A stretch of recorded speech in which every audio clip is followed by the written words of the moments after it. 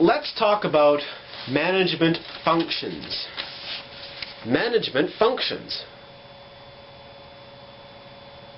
What are management functions? There are generally considered to be 4 management functions. The first is planning.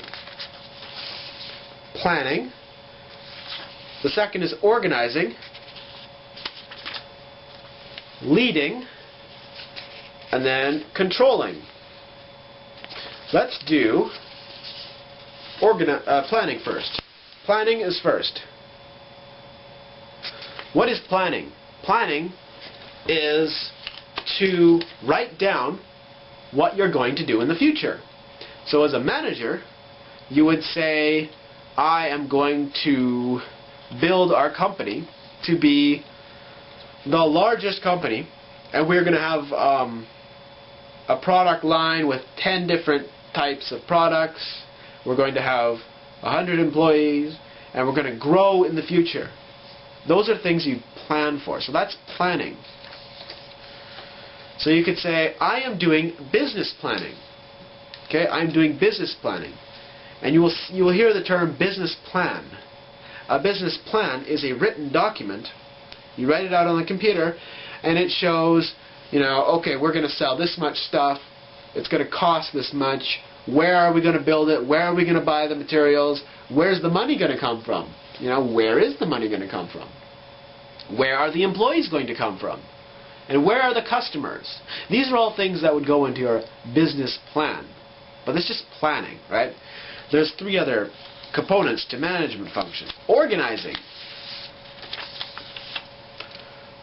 Organizing is getting all of your employees together and grouping them in divisions. So you have the manager at the top, you have maybe vice presidents at the bottom, and then you have all your workers, right?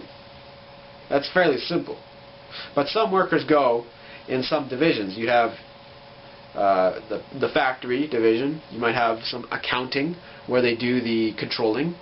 And you could have research, right? You could have research where they find information. And you could have another division, legal, for example. And that's really the organizing part. Leading. Leading. Well, what is leading? Leading comes after planning. So once you've hired all of your workers, you get all your workers, now what you have to do is you have to get them to do a good job. And you have to get them so that they are not destroying or wrecking your factory. So you have to pay them, pay them good. You have to treat them well. You have to sometimes provide medical care, dental care, insurance, right? And you have to motivate them. Do you remember the word motivate from a previous video? It means get them to work better. So you have to get them to work better. And you have to ask each employee what they want, basically. Although mostly they just want money. So, generally, if you just pay them enough, they'll stay. In a bad economy, forget leading. You don't have to lead. They'll just work. If it's a bad economy, they'll just work. Cut the wages, they'll still work. So that's leading in a bad economy. In a good economy, sometimes you have to fight with other companies for money. For employees. So leading can be difficult in a good economy, and it's a little easier in a bad economy. Controlling. What is controlling? Well, controlling means having systems in place so that you can keep track of where the money's going.